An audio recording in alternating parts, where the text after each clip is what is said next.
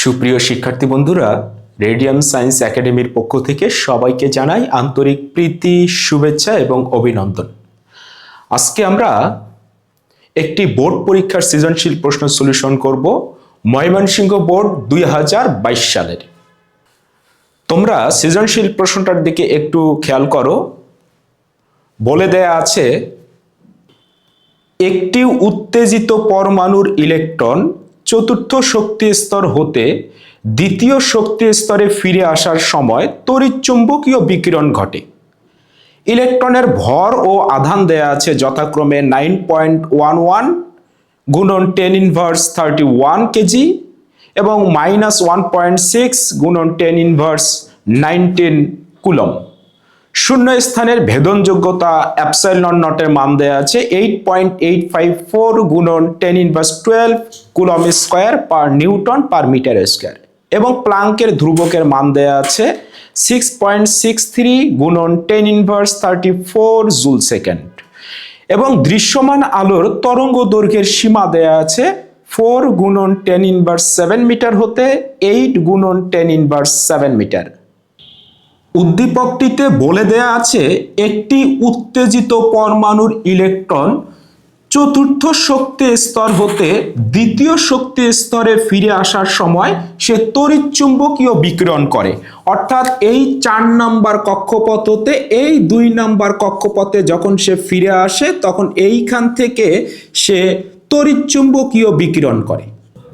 উদ্দীপকে বলে দেয়া আছে, ইলেকট্রনের ভর দেয়া আছে, ইলেকট্রনের চার্জের মান দেয়া আছে, প্লাঙ্কের ধ্রুবকের মান দেয়া আছে এবং শূন্য মাধ্যমের তড়িৎ ভেদনযোগ্যতা এপসাইলন নটের মান দেয়া আছে। দৃশ্যমান আলোর তরঙ্গ দৈর্ঘ্য দেয়া আছে 4 গুণন 10⁻7 মিটার হতে 8 গুণন 10⁻7 মিটার। দেখো, গ নাম্বার প্রশ্নটিতে বলে দেয়া আছে, দ্বিতীয় শক্তি স্তরের ইলেকট্রনের কক্ষপথের ব্যাসার্ধ কত নির্ণয় করো। অর্থাৎ 2 নাম্বার কক্ষপথের ব্যাসার্ধ আমাদেরকে বের করতে হবে। আমরা জানি কক্ষপথের ব্যাসার্ধের সমীকরণ Rn = n square h square epsilon not, নিচে হবে পাই m e স্কয়ার। ওকে, তাহলে কত নাম্বার কক্ষপথের? 2 নাম্বার কক্ষপথের বের করতে বলেছে। তাহলে n এর মান আমরা কত বসাবো? n এর মান আমরা 2 বসাবো। তাহলে R2 হবে, তাহলে n এর মান 2, n এর জায়গায় 2 বসাবো, তারপরে স্কয়ার, এটা হলো h স্কয়ার এপসাইলন নট, নিচে হবে পাই m e স্কয়ার। দেখো তো সব মান আমাদের জানা, h এর মান দেয়া আছে, এপসাইলন নটের মান দেয়া আছে, ইলেকট্রনের ভর m এর মান দেয়া আছে, ইলেকট্রনের চার্জ e এর মান দেয়া আছে, আর আমরা পাই এর মান জানি 3.1416। এইখান থেকে আমরা মানটা বের করতে পারি 2.13 10⁻10 মিটার। তোমরা চাইলে এটাকে অ্যামস্ট্রং করতে পারো 2.13 অ্যামস্ট্রং, কারণ আমরা জানি 1 অ্যামস্ট্রং = 10⁻10 মিটার। তাহলে এটা আমাদের আনসার।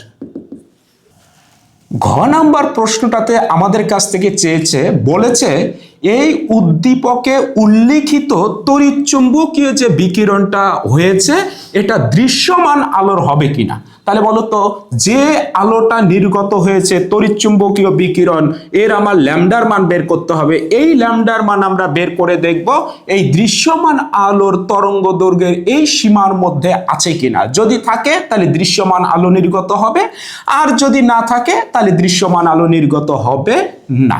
তাহলে আমরা যদি এই ল্যামডার মান বের করতে চাই তাহলে অবশ্যই এই চতুর্থ কক্ষপথের শক্তি কত এবং দ্বিতীয় কক্ষপথের শক্তি কত আমাদেরকে বের করতে হবে।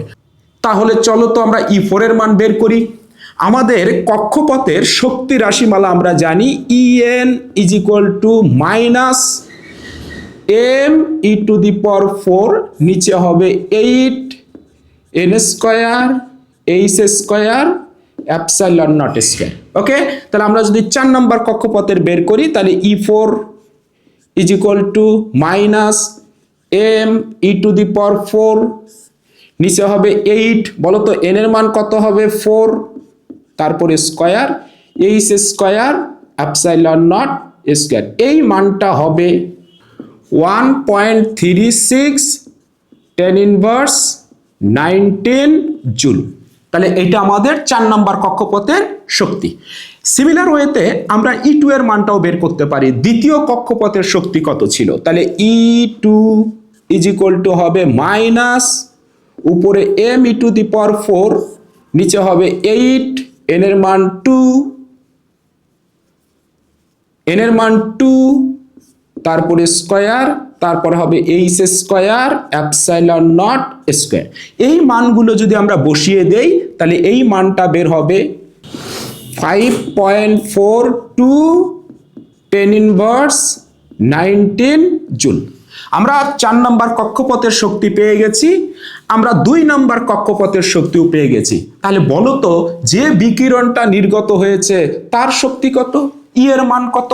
তাহলে আমরা লিখতে পারি ই ইজ ইকুয়াল টু, অর্থাৎ বিকিরণের শক্তি E4 মাইনাস E2, তাহলে E4 মাইনাস E2। তাহলে মানগুলো বসাই, এইখানে আমাদের মাইনাস মান ছিল, এগুলো মাইনাস মান ছিল। ওকে, তাহলে আমার E4 এর মান হবে মাইনাস 1.36 10 ইনভার্স 19 মাইনাস 5.42 10 ইনভার্স 19।